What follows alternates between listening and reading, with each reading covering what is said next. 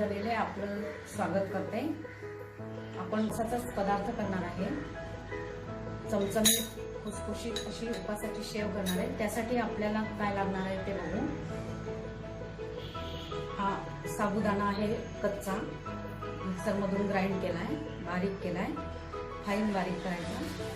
हा बटाटा आहे उकडलेला, स्मॅश करून घ्यायचा।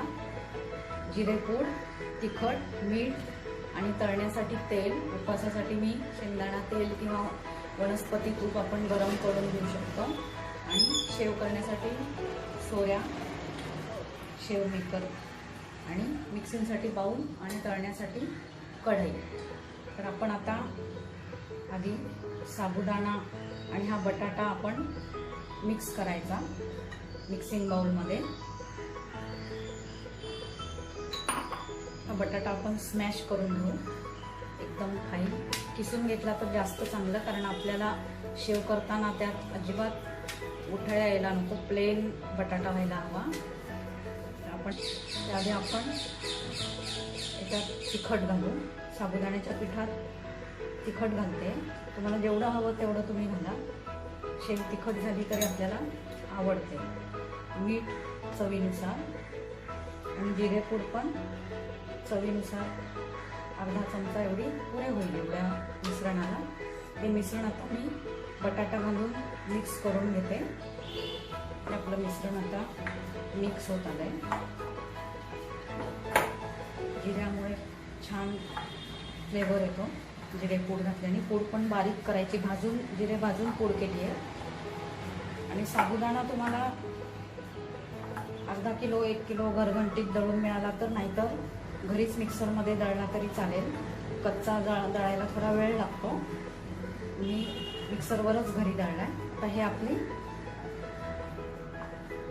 शेवेसाठी खूप पातळ नाही करायचंय, जसं कणिक मळताना जेवढं कणिक मळलेली असते घट्ट तितपतच मळायचंय।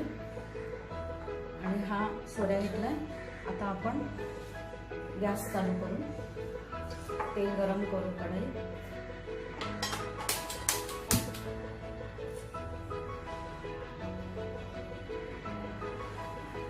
तुम्हाला वनस्पती तूप घ्यायचं असेल तर तुम्ही घेऊ शकता।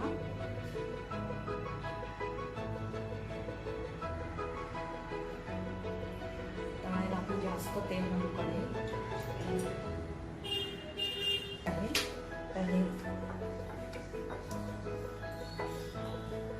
चांगलं मळून घेऊ आपण। हे मिश्रण त्यात घालते।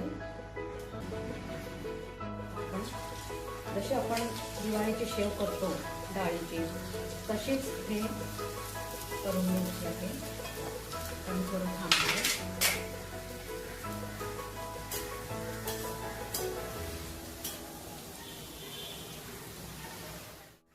आता हा आपण हे उलटून घेऊ दुसऱ्या बाजूने। आता ही शेव आपली होत आली, पण आपण काढून घेऊ। आणि आता मी दुसऱ्या घाणा करते।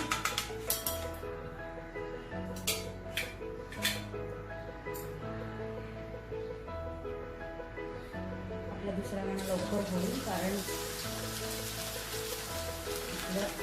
तेल खूप तापलेलं आहे।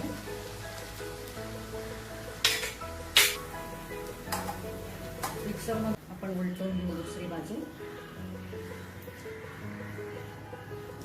आपल्याला घरच्या घरी करता आलं तर आपल्याला त्याचा एक छान फ्लेवर असतो, आपण केलेला ताजा ताजा, त्याची टेस्ट खूप छान असते। आता ही खुसखुशीत शेवेचा खूप छान वास येतोय, छान जिरे पावडर घातली आहे आणि आता तळताना पण जिऱ्याचा सुगंध येतोय।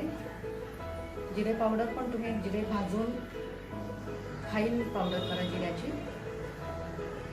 आणि तुम्हाला जर याच्यामध्ये तिखटाऐवजी जर मिरची पेस्ट करून घालायची असेल हिरवी, किंवा कोथिंबीर सुद्धा तुमच्याकडे असेल आणि मिरची बरोबर तुम्ही पेस्ट करून घातली तरी पण चालेल।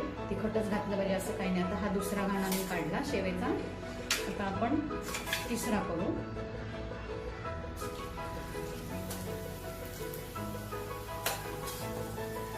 याआधी मी बटाट्याच्या उपासाची बटाट्याच्या शिऱ्याची रेसिपीचा व्हिडिओ केलेला आहे.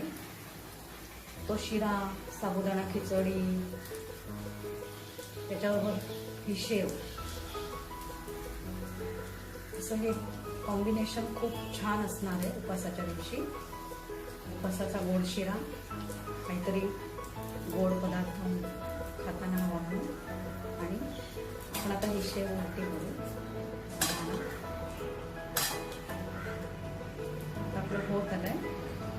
असे छान चमचमीत पदार्थ करून बघण्यासाठी माझ्या चॅनलला सबस्क्राईब करा, लाईक करा आणि आयकॉन बेल दाबा, म्हणजे माझे पदार्थ तुम्हाला नवीन नवीन पदार्थ झालेले समजतील. हे आपला उपवासाची खुसखुशीत शेव तयार आहे. आज मी करणार आहे उपवासाचे शंकरपाळी.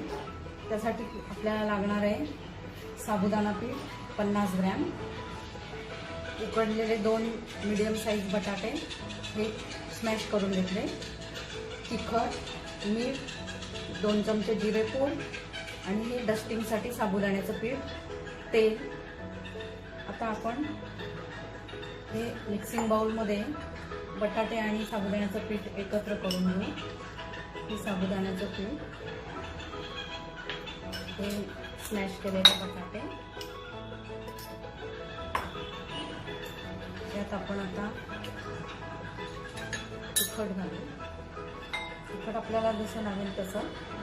चमचमीत पदार्थ असल्याने आपल्याला तिखट जास्त घेतलं तरी चालणार आहे. मीठ चवीनुसार आणि जिरेपूड. आपल्याला लाटता आला पाहिजे. जर तुम्हाला असं ड्राय वाटलं, थोडा गोळा भरभरीत वाटला, तर त्यात उकडलेला बटाटा तुम्ही ॲड करून थोडं मऊ पीठ करू शकता. आता हे डस्टिंगसाठी मी साबुदाणा पीठ घेतलं. त्याचा आपण याची पोळी लाटू, जशी आपण दिवाळीला शंकर. आता हे आपण ह्या कातणाने पण करू शकतो, करायचं असेल तर. किंवा तुम्ही सुरीने करायचं असेल शंकरपाळ्याचा आकार तर सुरीने करा. मी कातण घेतलंय. छान छोटे शंकरपाळ्याचा आकार देऊ.